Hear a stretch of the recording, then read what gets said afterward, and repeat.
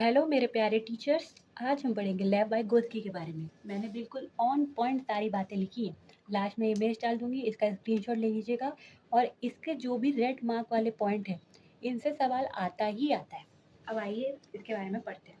लेव वाइगोस्की ने दिया था सामाजिक सांस्कृतिक सिद्धांत। बच्चे अक्सर कंफ्यूज हो जाते हैं कि कौन सा सिद्धांत किस मनोवैज्ञानिक ने दिया था। तो इसे याद करने का मैंने एक ट्रिक बनाया है, समाज के लव से।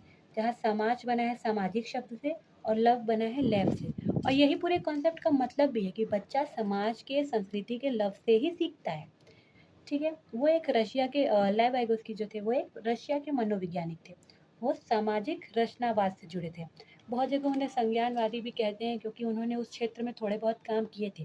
बट अगर आपको एग्जाम में एकदम बेस्ट आंसर देना है, मार्क्स चाहिए, तो वो पूरी तरीके से इसी से रिलेट करते थे।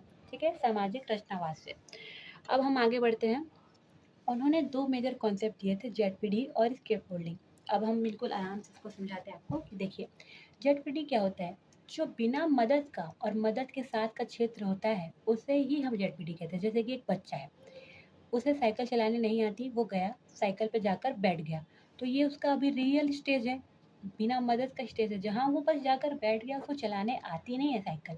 फिर उसकी मम्मी आई, उन्होंने साइकिल को हल्का सा सहारा दिया, अब बच्चा पैडल मारने लगा, तो उसका पोटेंशियल डेवलपमेंट हुआ ना। ऐसा नहीं है कि वो चला नहीं सकता था, बस उसको एक मदद की जरूरत थी। तो जो साइकिल से पे बैठने से लेकर साइकिल का पैडल मारने तक का जो क्षेत्र है पूरा, वही आपका जेडपीडी होता है। अब जो हमें मदद मिलती है वो परमानेंट तो नहीं होती, कुछ ही समय के लिए हमें वो मदद मिलती है ना, जब तक वो काम हम अपने से कर ना ले।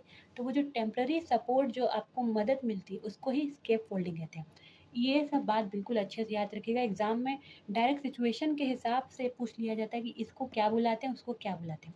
अब आपको बता दूं कि जो हमारी मदद करता है वो कौन होता है।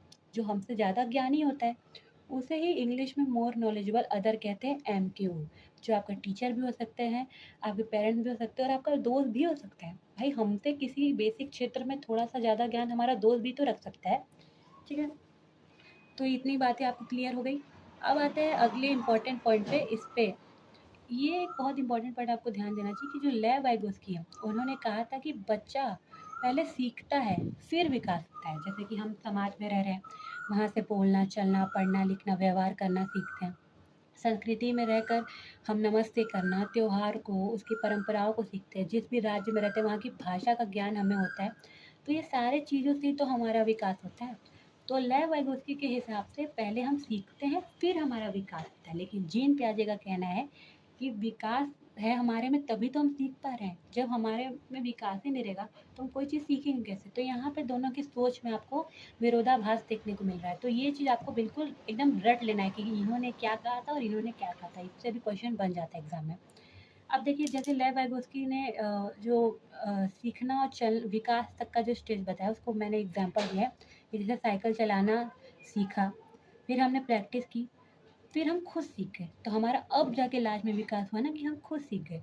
जीन प्याजे के हिसाब से पहले हम विकास था हमारे अंदर कुछ, उसके बाद ही हम चलाना सीख पाए। ये थोड़ा एक दूसरे से उल्टा बोल दिए ये लोग। फिर आते हैं आगे के पॉइंट में।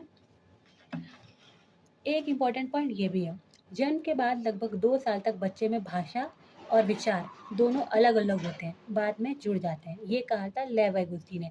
एग्जाम में इस तरीके का क्वेश्चन देकर पूछ देता है कि ये बात किसने कही थी।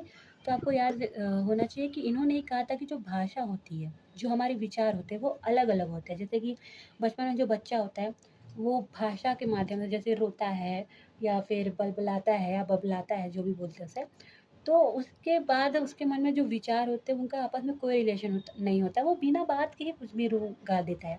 लेकिन जैसे जैसे वो बड़ा होता है उसकी सारी चीज़ें आपस में जुड़ने लगती है, फिर उसके मन में कोई विचार आता है, कोई दुख आता है, तो उसके हिसाब से वो उसे भाषा के माध्यम से प्रकट करता है। सिचुएशन में आप देख रहे रिलेशन आ रहा है।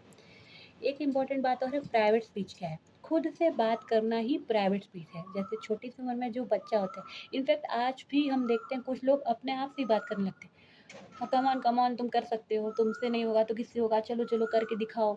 अच्छा, फिर छोटा बच्चा जो होता है वो ऐसे बात करता है कि बाबू तुम्हें ये पीला रंग उठाकर यहाँ रखना है, बाबू ये येलो कलर है, बाबू ये ट्रेन है। खुद से ही बात कर रहे हैं, इसको ही प्राइवेट स्पीच कहते हैं। तो आई होप आपको पूरा कॉन्सेप्ट एकदम अच्छे से क्लियर हो गया होगा। हल्का सा भी, थोड़ा सा भी, कोई सा भी डाउट हो आप तुरंत कमेंट कर सकते हैं, मैं आपको फटाक से जवाब दूंगी। अब मिलते हैं अगले वीडियो में।